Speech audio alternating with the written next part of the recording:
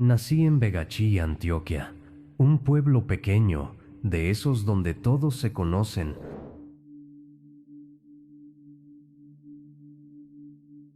donde las calles no tienen semáforos pero sí historias. Crecí rodeado de montaña, de tierra roja y de sueños que parecían muy lejanos. Si te soy sincero, nunca imaginé que terminaría aquí, con una camiseta de Selección Colombia en el pecho. Pero desde niño, algo me decía que no estaba hecho para lo común, no porque me sintiera mejor que nadie, sino porque había una inquietud dentro de mí, un fuego que no se apagaba ni cuando el camino se volvía cuesta arriba. Mi primer balón no fue un balón real. A veces era una botella, a veces una media enrollada. Lo importante era tener algo que pudiera patear. Recuerdo que jugaba descalzo hasta que los pies me sangraban, pero nunca me detenía. El dolor era parte del juego. No lo pensaba. Mis ídolos en ese tiempo eran Ronaldinho y Juanfer Quintero. Me sabía sus jugadas, sus gestos, sus goles. Los veía por televisión y me decía a mí mismo, algún día. No tenía ni idea cómo iba a llegar a ese algún día, pero lo repetía como un mantra, como una promesa que me hacía a mí mismo. No crecí con privilegios. Mi familia era trabajadora, de esas que se levantan antes del sol y no se quejan. Mi papá, que siempre me apoyó, me enseñó el valor del respeto, de no olvidar de dónde vengo. Él me decía que si quería ser alguien en la vida, tenía que hacerlo con humildad. Y eso se me quedó grabado. Cuando empecé a jugar fútbol sala en Begachí, fue como si encontrara mi lugar. Me sentía libre. Era rápido, tenía visión, y algo en mi cuerpo respondía naturalmente al ritmo del juego. No lo pensaba, lo sentía. Ahí supe que el fútbol no era solo un juego para mí, era mi manera de existir. Con 17 años, tomé una decisión que cambiaría mi vida para siempre. Me fui para Brasil. A muchos les suena como un sueño, pero para mí fue un salto al vacío. No hablaba el idioma, no conocía a nadie, y lo único que llevaba conmigo eran mis ganas. Me recibió el Magnus Futsal en Sorocaba, un equipo de fútbol sala donde me abrí paso como pude. Dormía en cuartos compartidos, comía lo que había y muchas veces lloré en silencio, preguntándome si de verdad valía la pena, pero nunca regresé. Nunca miré atrás. El sacrificio tenía que tener sentido y yo estaba decidido a encontrarlo. El cambio del fútbol sala al fútbol de campo fue otra locura. Muchos decían que era imposible, que eran dos deportes distintos, y lo son. Pero yo quería más, quería probarme, quería romper las barreras que otros me imponían. Fui al Flamengo y me encontré con un mundo nuevo, con exigencias físicas, tácticas, mentales, que me sacaron completamente de mi zona de confort, pero también fue el lugar donde aprendí a sobrevivir entre tiburones. Me entrenaba como si fuera mi último día. Estaba rodeado de talentos enormes, jugadores que eran figuras, y yo solo era ese pelado colombiano del futsal que quería quedarse. Nunca me regalaron nada. Me gané cada minuto, cada oportunidad. Y aunque estuve en Flamengo, no fue fácil destacar, pero nunca perdí el enfoque. Sabía que lo mío no era suerte, era trabajo, era resiliencia, era dolor convertido en combustible. Me fui al Mazatlán en México y ahí comencé a encontrarme.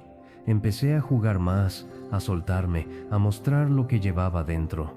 No era el lugar más mediático, pero era donde yo necesitaba estar para construir. No siempre se trata de estar en la cima, a veces se trata de estar en el lugar que te forma, que te enseña lo que realmente quieres. Yo soñaba con vestir la camiseta de la Selección Colombia desde que era un niño, pero era más que un sueño, era un llamado interno, algo que me decía que tenía que representar a los míos, a los que vienen de pueblos olvidados, a los que juegan descalzos en calles de tierra, no para ser admirado, sino para ser testimonio de que sí se puede, que uno puede salir de la nada y llegar, que uno puede cargar su historia en la espalda y transformarla en fuerza. No todo fue una línea recta, ni mucho menos. Hubo momentos en los que sentí que todo se me estaba desmoronando, que por más que entrenara, que por más que luchara, la vida me iba cerrando las puertas una por una. Y si te soy sincero, no sé cómo aguanté en pie. Después de ese paso inicial por el Flamengo, cuando parecía que el sueño empezaba a tomar forma, llegó esa etapa cruel que nadie te enseña a manejar: el olvido, el no contar, el sentirte invisible.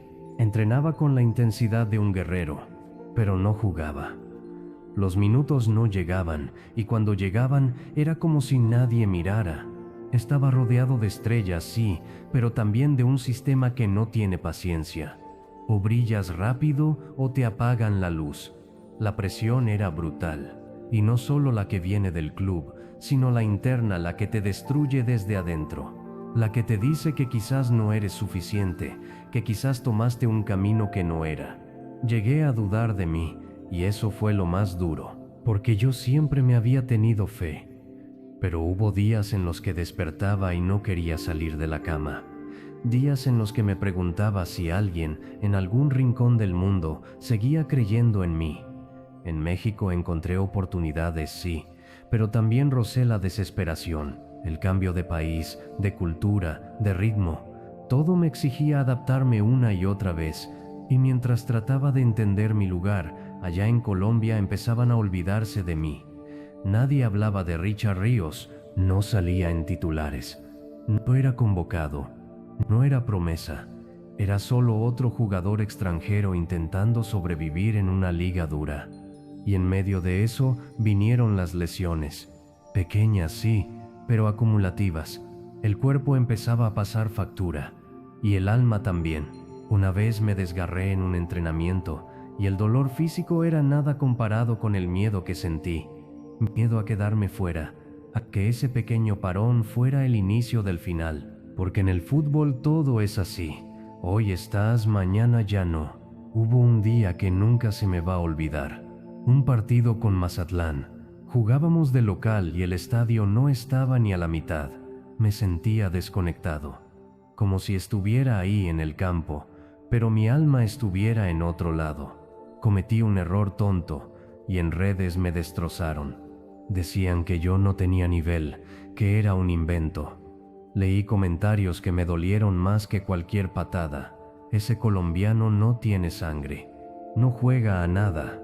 Cerré el celular, pero no podía cerrar mi mente. Esa noche lloré como un niño, en silencio. Porque los hombres en este mundo no lloran, porque si muestras una grieta te sacan, pero yo no podía más. Me miré al espejo y me pregunté si valía la pena seguir, si seguir sacrificando tanto tenía sentido.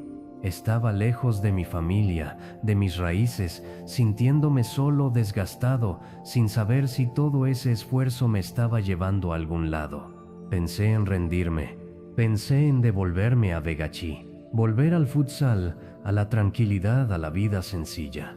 Pero algo dentro de mí no me lo permitió. Mi papá, sin saberlo, fue quien me sostuvo. Me mandó un audio corto como solía hacer. Solo me dijo: mijo, no se rinda, usted está allá porque lo merece, porque tiene con qué, no lo olvide.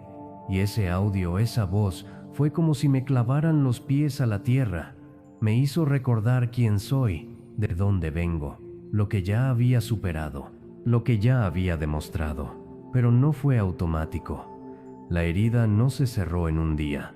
Seguí jugando con miedo, con dudas, tratando de reencontrarme, hasta que entendí algo, que no podía seguir dependiendo de la validación externa, que no podía medir mi valor por los minutos, por los goles, por los comentarios, que tenía que volver a jugar por mí, por ese niño que pateaba botellas en las calles de Vegachi, por el que soñaba en grande cuando nadie creía en él. Y fue entonces cuando empecé a despertar.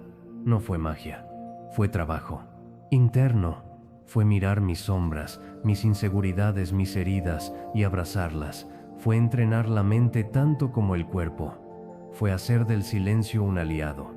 Fue soltar el miedo de no gustar, de no encajar y empezar a ser yo con todo lo que soy, bueno, malo, imperfecto, real, Volver a confiar en mí fue el mayor desafío. No porque no tuviera talento, sino porque el ruido de afuera, las expectativas, las dudas, el peso del camino, todo eso me había desconectado.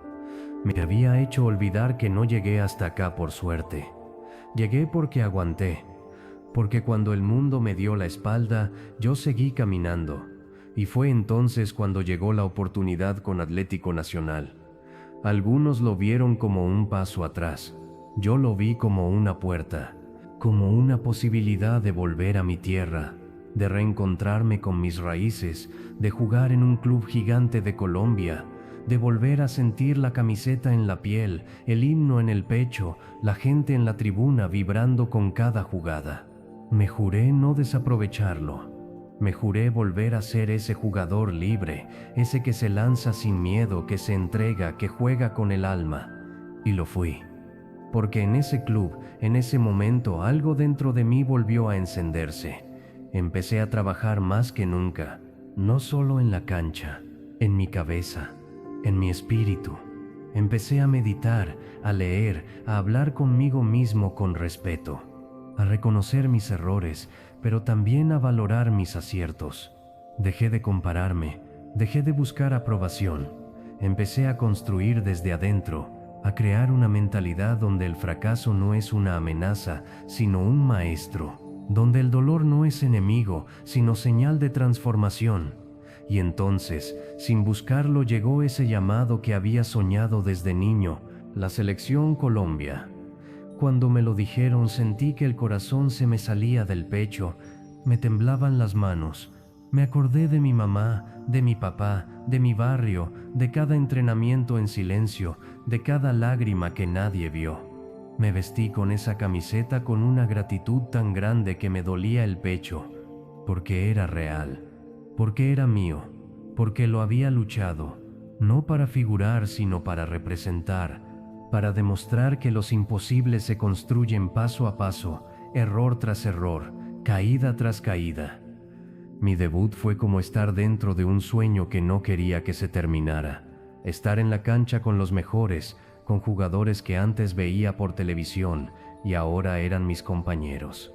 Cantar el himno sabiendo que millones me estaban viendo, que mi pueblo estaba pegado a la pantalla, que mis amigos de infancia estaban llorando conmigo desde la distancia, fue un antes y un después. Ese partido contra Brasil en la Copa América, no sé si lo viste. Metí ese gol y no lo podía creer. Corrí, grité, me tiré al suelo. Era como si todo lo que viví, todo el dolor, todo el silencio se transformara en ese momento. Como si el universo me estuviera diciendo, ¿ves? Nunca fue en vano. Ese gol no fue solo un punto en el marcador, fue una cicatriz cerrada, una herida transformada en fuerza, una promesa cumplida. Y no soy una estrella todavía, no tengo millones de seguidores, no soy portada cada semana. Pero sé quién soy y sé lo que cargo. Cargo la historia de miles de niños que sueñan desde pueblos donde no hay canchas con grama. Cargo la voz de los que se caen pero siguen, de los que no tienen padrinos ni prensa ni marketing, solo corazón, solo hambre, solo verdad. Hoy entiendo que mi misión va más allá del fútbol. Quiero dejar una huella real, no solo por lo que haga en la cancha, sino por lo que inspire afuera de ella, por cómo camine, por cómo hable, por cómo honre a los que me dieron la mano cuando nadie me miraba, a los entrenadores que creyeron en mí, a los compañeros que me levantaron cuando me quería rendir, a mi familia que fue mi fe cuando yo ya la perdía. Si algo aprendí en este viaje, es que el éxito no es fama, ni dinero, ni aplausos. El éxito es dormir tranquilo, es saber que diste todo, que no traicionaste tu esencia, que seguiste incluso cuando todo decía que no te rendiste. Yo soy Richard Ríos y todavía estoy escribiendo mi historia, pero ahora la escribo desde otro lugar, desde el amor propio, desde la verdad, desde el poder de creer cuando nadie más lo hace. Porque si un pelado de Vegachí pudo llegar hasta aquí, entonces tú, que estás escuchando esto, también puedes.